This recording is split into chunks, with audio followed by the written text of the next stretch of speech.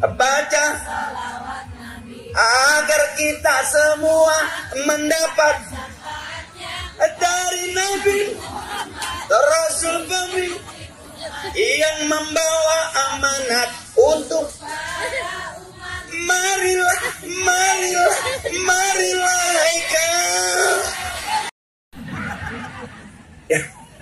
ya Bu, banyakin, jangan pikirin suami capek suami hitam pakai bangun malam sholat lagi minta doa, ya Allah putihkan suami saya.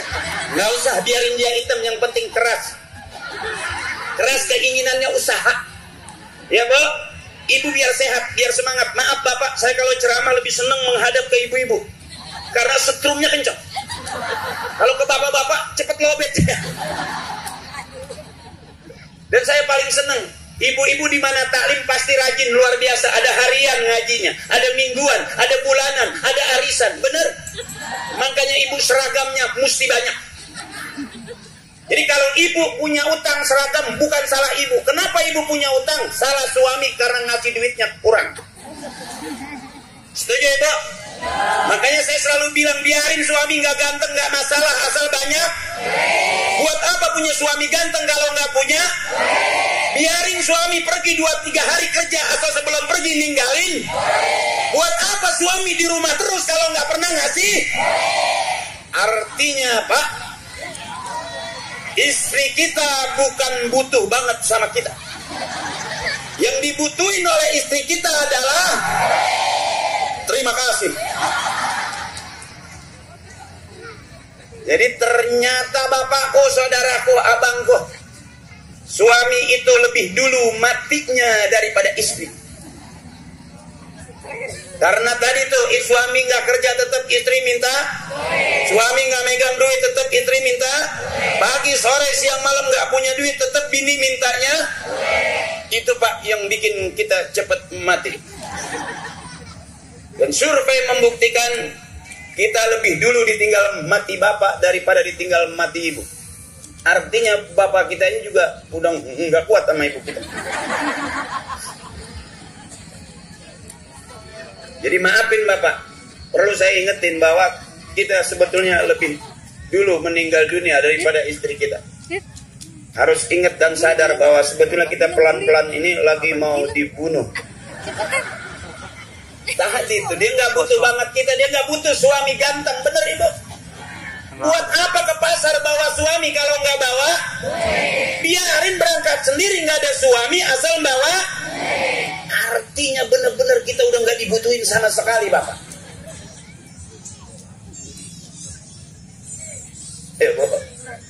Ya Bu, olahraga. Kalau ceramah sama saya olahraga, dibuka mulutnya, banyak gerak. Ya Bu, jangan kebangetan diem. Oh ngaji di depan kiai serius 3 jam nggak bergerak, khusyuk tawadhu.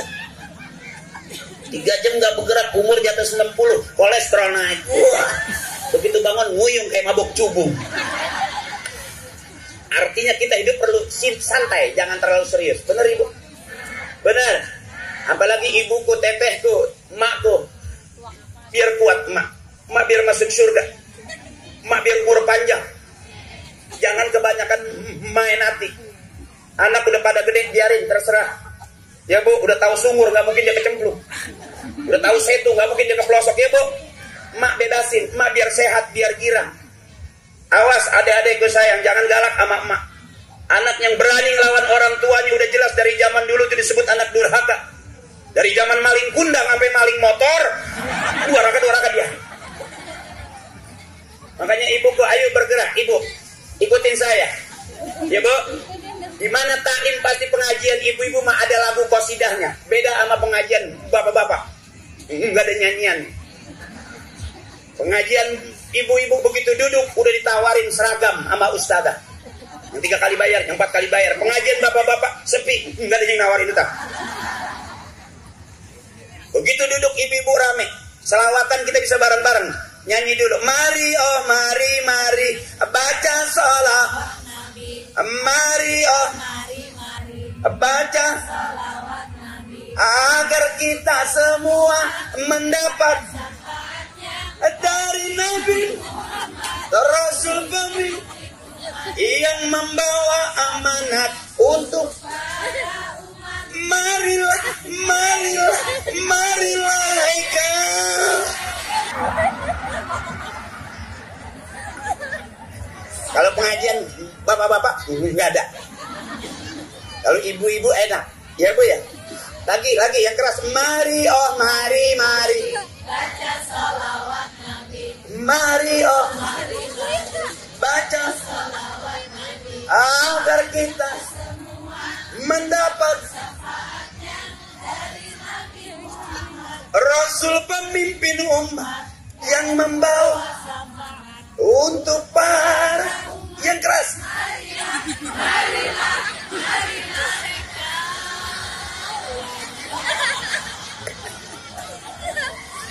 Maafin Jai.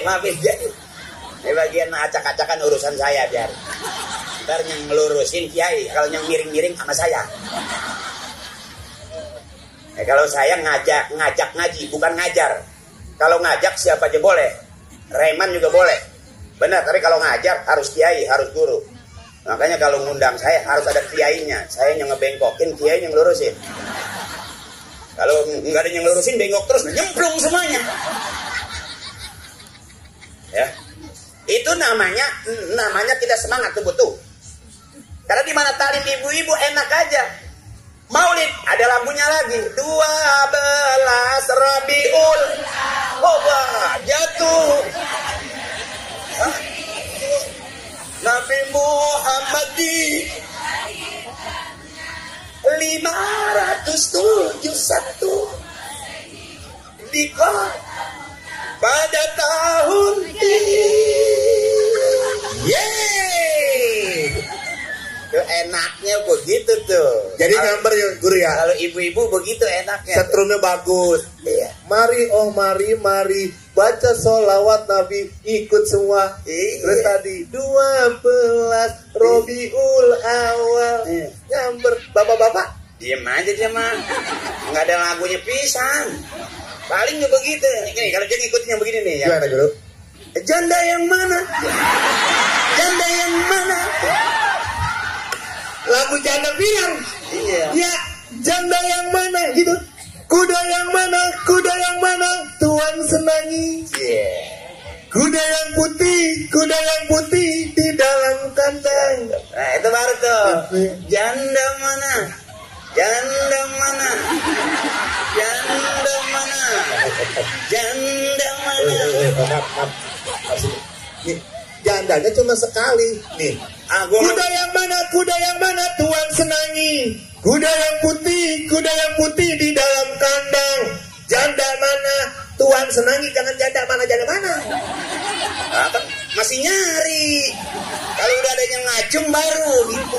Kan belum ada yang gitu. Jadi bagaimana? Janda mana? Janda mana? Janda mana? Mana? Janda mana? Tuh ngacung. Mana janda? Mas janda yang putih. Janda yang putih di dalam kandang. Nah, itu jandanya lagi ngurusin kuda. janda yang putih berambut panjang, bukan di dalam kandang. Kalau umur 75, rambutnya mau panjang bagaimana pada murad, Blak. Janda ngacung loh. Kira-kira begitu tuh, Bodo. Ya, Bu ya. Yang seneng-seneng aja ya, Bu ya. Karena di mana talim ibu-ibu pasti harus seneng. Jangan sedih, capek ngurusin suami, ngurusin anak, ngurusin rumah tangga, capek. Bawa senang. Jadi kalau sekarang kita dibohongin sama orang, udah terlatih di rumah juga sering dibohongin sama suami, ya kan. Bebasin aja, bebasin. Jangan main hati, jangan terlalu makan hati, nanti nyeseknya di ulu hati. Ya, Bu? Biarin aja, Bapak emang begitu, dibikinin kopi begitu, nggak dibikinin kopi begitu, emang udah begitu. Dimasakin begitu, nggak dimasakin begitu, emang udah begitu. Pacaran begitu, rumah tangga, sampai udah punya anak, ya emang dapatnya, emang Allah kasih jodohnya. Mau bagaimana lagi, emang udah. Qanaah, terima apa adanya. Ya, Bu? Biarin Saya pengen banget emak tuh sehat. Jangan kebanyakan nyesek di ulu hati, nanti batuknya kelihatan. Orang kalau batuk banget kata nahan, itu tengah malam biasanya. Kalau batuk senang cuma 2 kali. Tapi kalau batuk kebanyakan nahan, jadi beban, jadi pikiran rada panjang, tengah malam biasanya.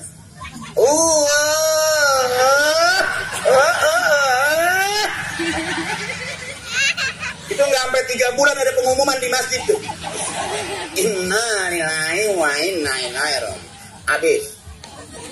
Makanya saya kalau ceramah sama ibu-ibu biar gira, ibuku biar gira. Kalau mau bener sama kiai, mau ngaji sama kiai, kalau mau rame sama saya. Ya Bu, awas biar jelas. Disebut kiai punya santri, punya jamaah, disebut ustadz punya murid. Saya belum, terang-terangan saya baru punya 2, Parto sama Eko. Yang satu jadi anggota dewan di DPR RI, Eko. Udah 3 periode dia dapat jatah menteri besok ya. Menteri peranan wanita. Bagian ngumpulin bumbu. Sahabat saya, kawan saya, orang hebat, Mas Eko. Dia selalu teriak untuk rakyat. Saya dalam hati nyautin, rakyat yang mana? Gua aja temen lu gak dibagi.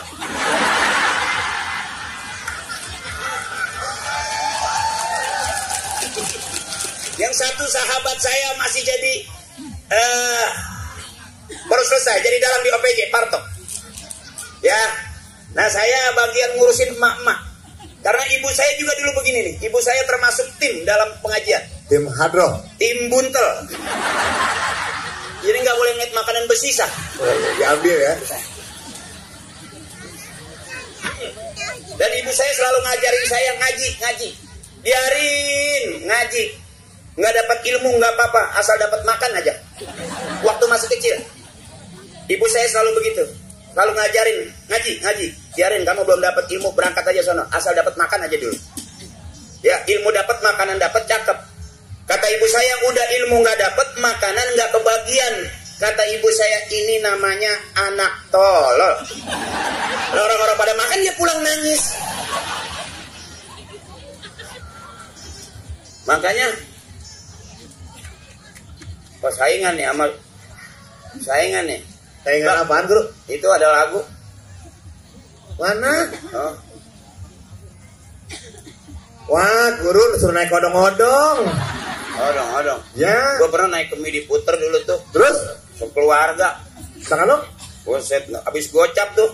Masih zaman 5.000. Masih 5.000. Naikin sama bapak gue semua. Nguyung pun. Habis muntah. Maklum, keturunan orang dulu kayak gitu. Ya maaf Pak. Gue sih jangan ngomong keturunan. Gue tuh dari bapak, ibu, kakek, nenek gak ada yang miskin. Oh, orang kaya. Fakir. Fakir banget. Gue lagi cerita tadi, gue mau makan enak aja itu. Nungguin emak gue nyuruh kemana? Tahlilan. Oh, jadi nungguin makan enak, nunggu tahlilan. Ada yang meninggal, makanya kalau ada yang meninggal emak gue seneng tuh. Ada yang mati lagi ada yang mati lagi Ntar ngikut tahlil sama bapak lo, habis isya jangan kemana-mana. Bang apa sih mak? Gue nggak masak. Jadi makan daging nungguin orang tahlil? Iya. Berarti yang meninggal orang kaya dong. Kalau nungguin daging. Nah kalau orang susah yang meninggal ikan japu. Ya itu sih jangan pakai minta. Ajak aja mayatnya ke warteg. Mohon maaf Bapak Kadis. Tadi Ustadz Akri bilang, laki nggak dibutuhin, yang dibutuhin duit. Sama istri kita. Jangan begitu Guru. Ada Pak Kadis.